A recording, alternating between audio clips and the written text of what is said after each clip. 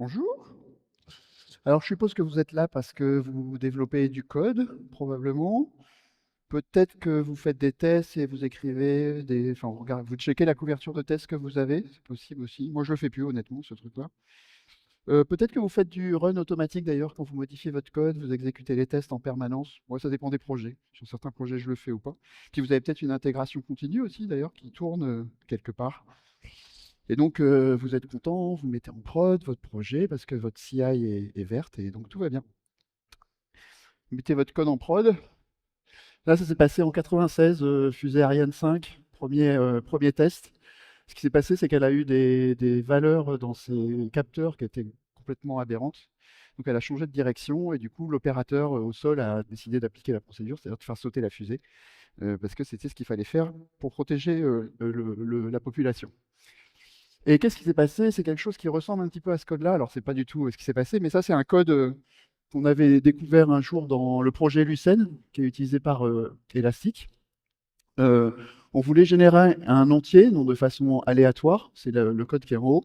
Et puis ensuite, cet entier qui s'appelle input dans le test d'en bas, on le met en valeur absolue et on veut vérifier que la valeur absolue est toujours supérieure à 0.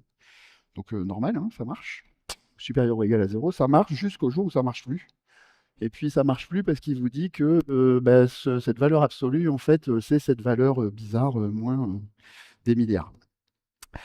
Et qu'est-ce qui se passe dans ce cas-là? Bah, ça, c'est une valeur aberrante, comme tout à l'heure pour la fusée Ariane.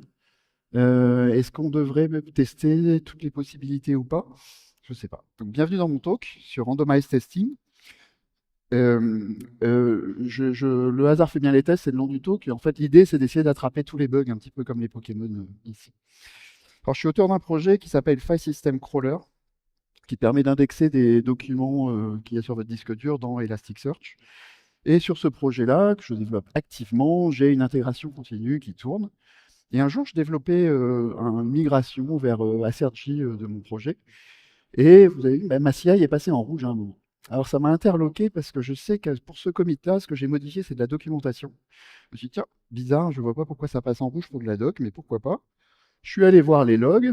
Il me dit ça a échoué dans un test unitaire. Ah, ok, c'est bizarre. Alors peut-être que j'ai oublié de passer les tests unitaires avant de pousser mon code. C'était de la doc, probablement, oui, j'ai juste poussé mon code. Puis alors je suis allé voir les logs, et dans les logs, il m'a dit, ok, tu as un null pointer exception. Ok. Donc sur ce qu'on voit en bas ici, il me dit qu'en gros, get Elasticsearch était nul, et quand j'ai appelé setIndex, ça m'a fait un null pointer exception. Donc qu'est-ce que je fais? Je réexécute mon code en local sur ma machine. Et puis là, je me dis, merde, ça passe. J'ai pas de null pointer exception. Comment ça se fait? Je suis allé revoir un petit peu ma ligne de log.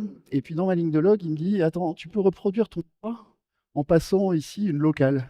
Ah, en fait, ma JVM tournait dans une locale particulière. Donc là, je réexécute le test en local. Et effectivement, avec cette locale-là, mon code plante. Ah, ok. Bon, je me dis, bah, il va falloir que je teste toutes les locales possibles parce que mon code a un problème. Alors, il y a plus de 1000 locales.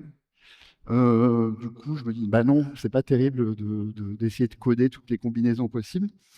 À la place, bah, pourquoi ne pas utiliser un framework qui s'appelle Randomized Testing, qui a été développé par Carrot Search.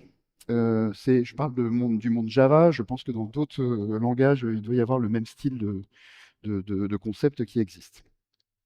En Java, c'est assez simple. Pour activer ce plugin, il faut le déclarer dans votre dépendance, quoi, comme dépendance de test. Désactiver le plugin de test de Maven de base, et puis activer à la place le plugin de Carrot Search qui va vous permettre de lancer vos JVM. Et ce qui est sympa, c'est que ce projet, il vient avec tout un tas de fonctionnalités. Et là, je vous ai mis un bout de code. Alors, c'est pas exactement ce code-là qu'on a dans Elasticsearch, mais c'est pour vous donner une idée de comment on teste le projet Elasticsearch. Dans Elasticsearch, on peut avoir plusieurs nœuds. Pour chaque index, on peut le splitter en plusieurs partitions, en plusieurs shards. Donc là, en fait, on va demander de calculer une valeur aléatoire pour le nombre de nœuds, le nombre de shards, le nombre de réplicas, et de nous démarrer un cluster avec ces settings. Le nom de l'index, c'est pareil, on va jamais mettre un nom fixe. On va mettre un nom qui est une chaîne de caractères alphanumériques dont la longueur est elle-même aléatoire, entre 5 et 20 par exemple, et puis on teste avec ces conditions et on voit si ça échoue. Ouais, dans un système distribué, on peut avoir des surprises en fonction du nombre de nœuds sur lesquels on travaille. Donc le framework, il y a tout un tas de fonctionnalités de calcul de random, notamment il y a random local, qui correspond à tout à l'heure ma local en AZ. En fait, ça venait de ce truc-là. Random time zone aussi, ça s'exécute dans des time zones différents. Donc très sympa. Le truc, c'est que quand je vais exécuter un test sur ma CI, quand il va échouer, il faut que j'ai les valeurs que j'avais utilisées. Donc soit je fais du print debug de toutes les valeurs, soit j'utilise en fait l'aléatoire. Il y a une petite particularité dans l'aléatoire, c'est que l'aléatoire n'est pas vraiment aléatoire. Si vous ne savez pas ce truc-là, l'aléatoire est toujours basé sur une graine, qu'on appelle une seed, et toutes les valeurs aléatoires à partir de cette graine sont calculées systématiquement de la même façon. Si je prends ce code-là, je fais un générateur random. Quand je vais lui demander, donne-moi la prochaine valeur entière qui correspond à ce générateur de nombre aléatoire, je lui vérifie que cette valeur est systématiquement égale à la valeur ici que j'ai en bas. Évidemment, ça va échouer. Mais si je lui fixe la random, si je lui dis en fait ma random à partir de laquelle tu vas partir, c'est 1, 2, 3, 4, 5, systématiquement, le prochain entier généré à partir de cette seed va être exactement cette valeur-là. Et donc, ça va passer. Donc, qu'est-ce qu'il suffit de faire? Il suffit d'imprimer cette seed dans mes tests. Dans la configuration de randomized testing, vous pouvez passer cette seed, justement, cette graine sur laquelle vous voulez rejouer, réexécuter vos tests. Et en réalité, dans le log que j'avais tout à l'heure, j'avais la locale, mais en réalité, j'avais aussi une seed. Et donc, si je réexécute mon test avec la même seed, systématiquement, toutes les valeurs qui vont en découler vont être exactement les mêmes. Très important comme setting. Vous pouvez même le mettre dans votre code. Vous savez que j'ai un bout de code qui échoue avec cette seed, et ben j'annote mon test avec cette seed pour dire bah, cette fonction-là, tu vas l'exécuter avec cette seed-là. Et donc j'aurai toujours les mêmes valeurs. Pour les locales, c'est un peu le même principe. Là, j'utilise une propriété Maven où je lui dis bah, par défaut, je veux faire de la locale random. Donc c'est ce qui s'était passé dans mon test FS Crawler. Hein. Il avait choisi une locale au hasard.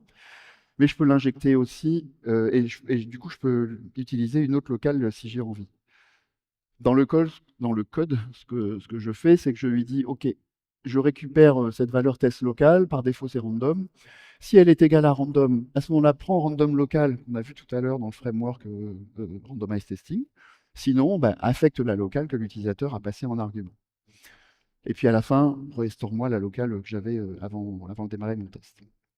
Ce qui fait que quand j'écris un test comme ça, où je lui dis je veux formater la date qui est maintenant, euh, au premier run, il va utiliser une locale au hasard, au deuxième run, il va utiliser d'autres locales, mais je peux lui forcer la main en disant non, voilà, je te fixe la locale, je veux systématiquement que tu me tournes, et à chaque run, j'aurai toujours le même comportement ici.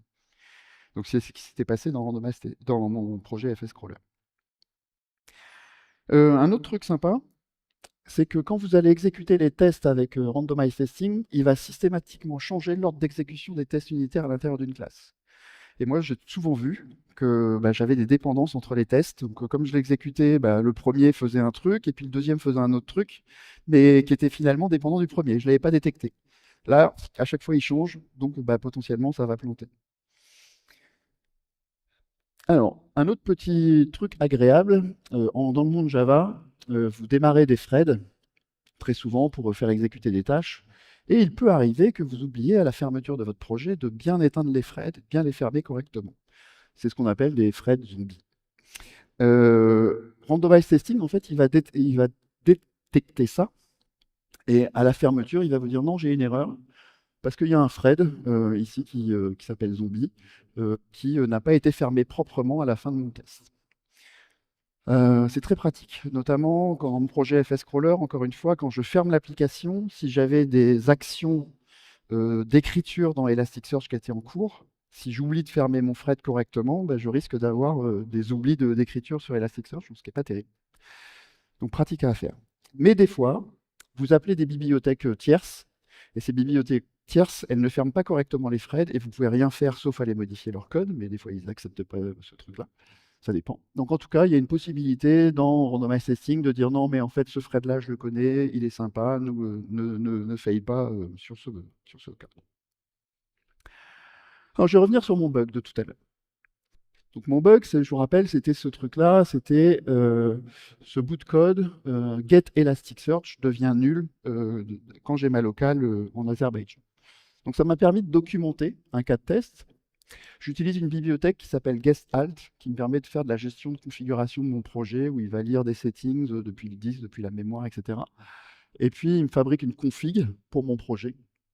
Et dans ce projet, quand je l'exécute avec la locale AZ, quand je fais get optional config Elasticsearch class, en fait, elle n'est pas présente, j'ai un nul. Quand je le fais en français, ça passe. Donc j'ai documenté ce cas de test à l'auteur de la bibliothèque Gestalt, et ça lui a permis de voir qu'il y avait un problème, je crois que c'était un problème d'expression régulière, effectivement, et donc il a trouvé une façon de fixer le cas. Moi d'ailleurs, j'ai écrit un test, et ça c'est une bonne pratique que j'ai envie de partager avec vous. Lorsque j'utilise des bibliothèques tierces et que je trouve un bug, je crée un cas de test qui doit détecter ce bug. Donc là, je m'attends à avoir une null pointer exception quand j'exécute mon test, puisque je sais que ça fail. Quand je vais faire l'upgrade de la bibliothèque, ça ne va pas faire un upgrade silencieux, ça va faire un upgrade qui va planter mon test, puisque je n'aurai plus le null pointer exception. Et là, je pourrais dire, ah ça y est, la bibliothèque tierce a bien résolu le cas que j'avais documenté, et c'est bon, maintenant je peux dire que mon cas est résolu. Donc bonne pratique, retenez ce truc-là, peut-être pas évident à lire, mais c'est utile. Alors, quelques limitations. Est-ce qu'il y a des limitations sur ce projet? Alors, la limitation majeure que j'ai vue jusqu'à présent sur ce projet-là, c'est que pour l'instant, ça supporte que JUnit 4 et pas JUnit 5. Et moi, j'ai des projets en JUnit 5, donc je suis un petit peu coincé. En 2018, j'en parlais hier à table, j'avais voulu commencer à migrer ce projet vers JUnit 5, mais c'était très compliqué. Avec l'arrivée de l'IA et tout, franchement, ça m'aide bien dans pas mal de tâches. Donc, je suis en train de travailler sur une migration sur JUnit 5, mais je ne sais pas si on y arrivera. On verra, mais j'espère. Pour conclure, le randomized testing, pour moi, c'est un petit peu comme l'aspirateur robot. Hein, vous essayez d'aller essayer d'attraper toutes les poussières. Là, vous essayez d'attraper tous les Pokémon ou tous les bugs, si vous voulez. Vous le laissez aller au hasard, et au fur et à mesure, il va parcourir votre code, et à un moment, il va réussir à attraper un bug. Ce qui fait que quand votre CI, elle est verte, vous êtes content d'habitude. Ben moi, maintenant, je suis content quand ma CI est rouge. Parce que quand ma CI est rouge, ça veut dire qu'elle a détecté un vrai cas bizarre que normalement, qui n'est pas censé avoir lieu, parce que je suis dans une random particulière, je suis dans un time zone particulier, etc. J'ai des conditions de texte qui sont tout à fait différentes avec la normale. Voilà, ben bonjour, je m'appelle David, je travaille chez Elastic depuis 13 ans maintenant. Vous avez mes contacts sur les réseaux sociaux. Et puis là, vous retrouverez les slides et le QR code pour le feedback. Je vous remercie de votre attention.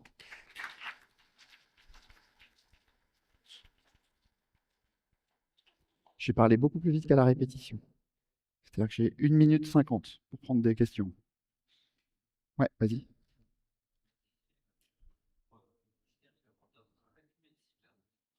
Ah, alors la question c'est pour détecter des bugs, je fais combien de cycles pour générer du random? Je ne sais pas. En fait, des fois ça sort d'un seul coup après un millier d'itérations peut-être. Donc euh, en fait, comme il faut qu'il aille partout, enfin, comme le robot aspirateur de tout à l'heure, peut-être que dans les 1000 premiers cas, il n'est pas allé dans le coin qui est défaillant. Donc, il faut le laisser tourner avec ta CI tout le temps, tout le temps, tout le temps. Et puis, au fur et à mesure que tu pousses du code, tu vas t'en rendre compte que. Généralement, quand tu fais une pull request, d'ailleurs, c'est pas un seul commit, parce que tu itères beaucoup dessus. Et pour chaque itération, tu retestes l'ensemble du code avec des conditions de test à nouveau différentes. Donc, des fois, ça te donne des faux positifs, d'ailleurs. Tu penses que c'est ton commit qui a introduit un bug, alors qu'en fait, non, c'est les conditions du test qui ont changé. Donc, sur Elasticsearch, pour vous donner une idée, quand on l'a mis en place, ça nous a saoulé, honnêtement, ce truc-là, parce que ça n'arrêtait pas de remonter des trucs en rouge, quoi, en échec. Et on a dit, ok, c'est pas grave, il faut absolument qu'on aille corriger tous ces bugs extrêmes auxquels on pense pas nécessairement. Et donc, voilà, on a fait comme ça. Donc, j'ai pas de valeur à te dire combien de cycles il faut. Oui, vas-y. C'était pour la photo, ouais.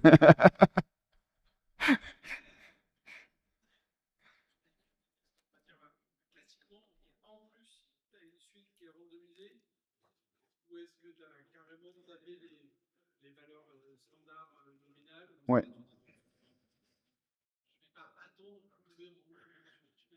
Ouais, non, en fait, en général, j'essaye de. Oui, pardon. Est-ce que je fais du random systématiquement ou alors est-ce que je fais aussi du test classique? Non, en général, je fais du random systématiquement. Dès que je peux, j'essaye de faire du random dans mon code. Ouais. Quand j'ai la bibliothèque qui est là, j'essaye plus de faire des trucs statiques.